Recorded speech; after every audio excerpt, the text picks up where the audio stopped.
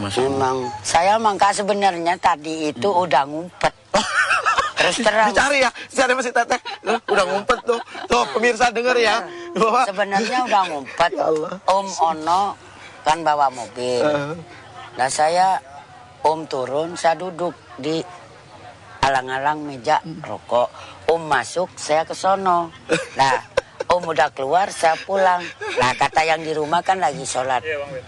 Udah ketemu belum? Mau dicariin no sama wartawan.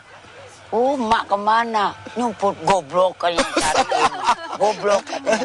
Om Ono minta pintu. Pintunya belum dibuka. Astagfirullahaladzim. Balik lagi.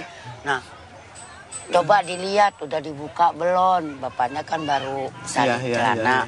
Udah dibuka belum? Saya lihat, oh udah ada mobil banyak banget. Pokoknya begini Mak, tinggal sekarang Mak bagaimana memanfaatkan ini sebagai sebuah syiar dakwah saja.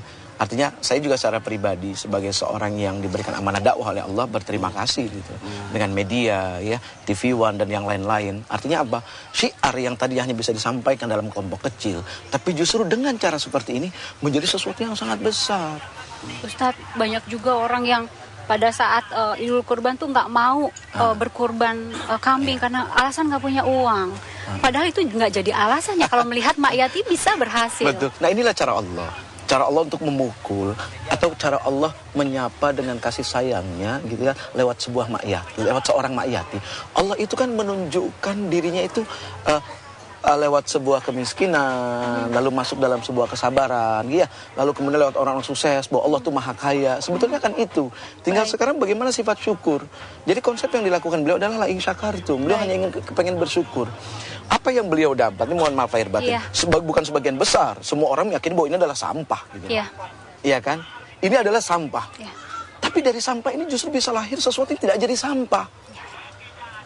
Justru bisa jadi nilai ibadah. Ini yang Masya Allah. Mak, Mak ini udah 65 tahun ya Mak. Oh 65 ya? Cita-cita pengen apa nih Mak? Saya jatuh ke Jakarta. Pengen jadi apa katanya Mak? Ya 65 tahun cita-citanya pengen apa? Sisa hidup Mak punya cita-citanya habisnya bagaimana ya? Paribasan jual puntung cuman laku 15 perak. Zaman segitu bagaimana mau nabung? Boro-boro buat make.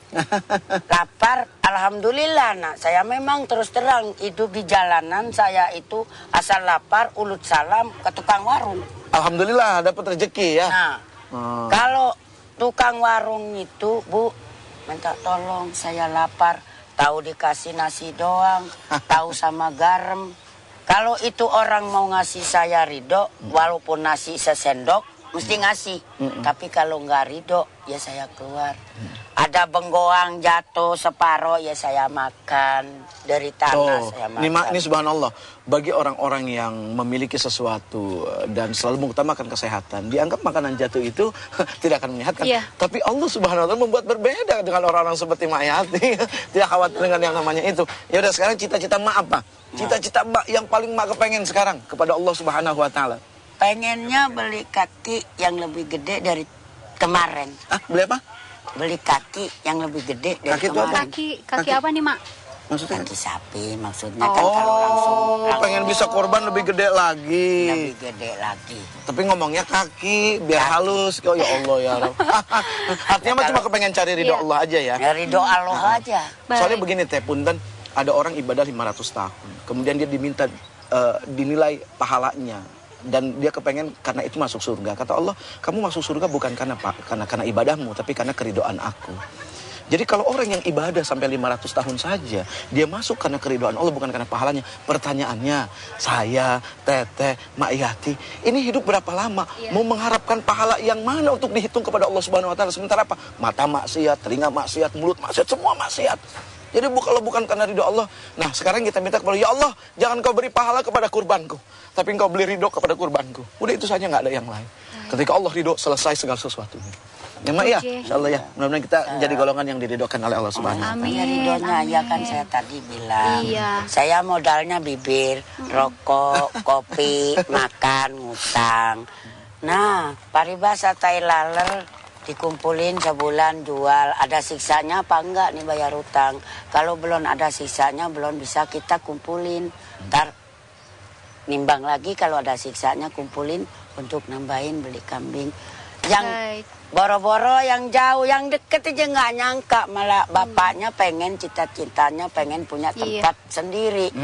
Iya. Nanti insya Allah Allah kasih surga. Nah, Ya, alhamdulillah. Allah kasih surga. Mak, makasih untuk waktunya ya, Makasih Mak banyak ya. ya, Mak ya. Iya, banyak Insya Allah terima panjang umur kita kasih. ketemu lagi ya. Ya Terima kasih mudah-mudahan juga. bisa panjang umur, Baik. seger waras, Amin. dijauhin Amin. belahi Amin. semua Amin. Amin. bisa ini. Sebenarnya saya itu nangisnya bukan apa, separuh seneng, separuh malu. Iya, Mak. Malunya bisa ngerepotin orang banyak. Iya.